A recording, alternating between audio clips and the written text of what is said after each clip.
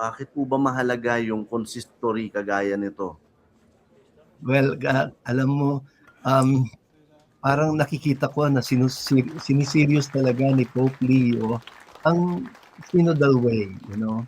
And I learned this actually only from the other cardinals who attended the earlier consistories. Kasi sabi nila, dati-rati ibang-iba daw ang format. It was it was more formal before na may presidential table, tapos parang auditorium at free interventions. Pero ngayon, iba ang setting. It was more consultative, more participatory, tapos naka-group kami into language groups na may 11 to 12 members assigned to sit together in round tables. Even the use of round tables, parang it reminded us of the experience of the Synod on Synodality.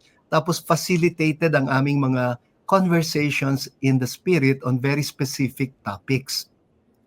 Kasi sa mga free interventions, Ito, no, pinapakita lang natin yung pila ng mga kardinal papunta doon sa Paul VI Hall. Si Cardinal Tagle, nakikita natin.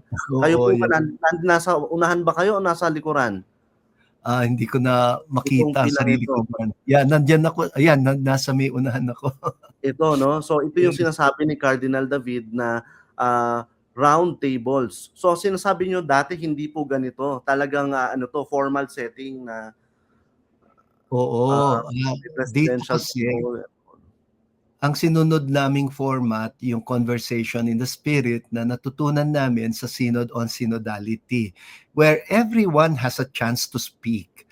Not only once, but 3 times sa isang conversation in the spirit.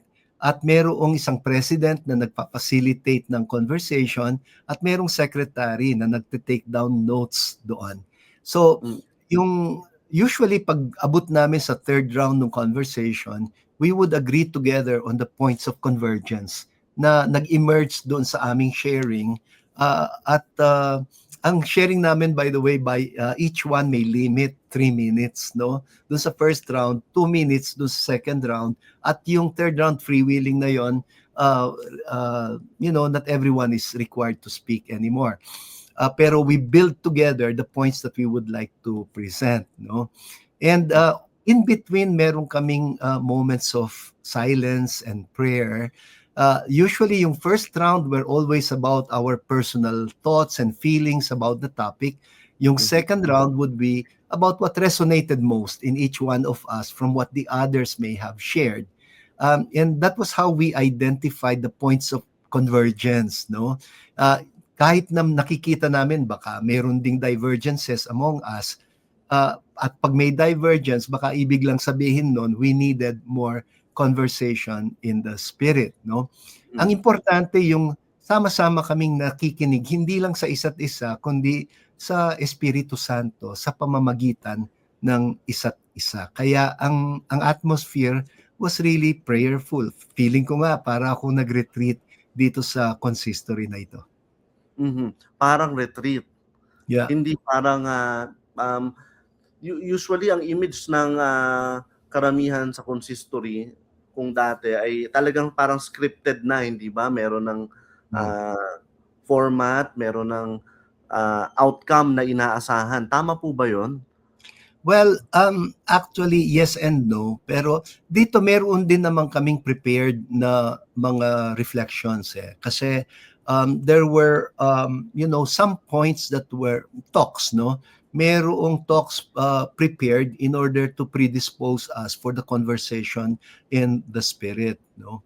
Like, ang pinaka-opening talk was Cardinal Radcliffe, no? And he shared a meditation on Jesus in the boat with the church, no? Tapos may opening address din si Pope Leo.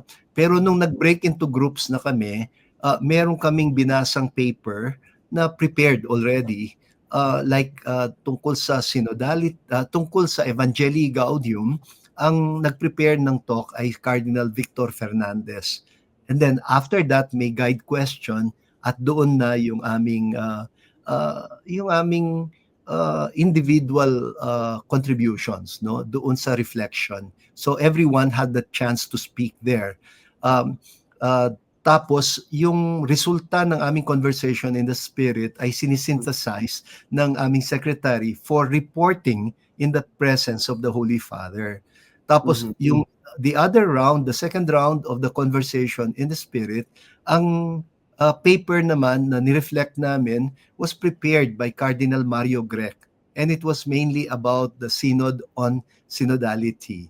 Tapos parang guide lang yon, so that we would be led to the guide questions, and then we would reflect and then share again, and then the fruits of the conversation would be synthesized into a report that would be reported openly in a plenary assembly na nakikinig ang Holy Father.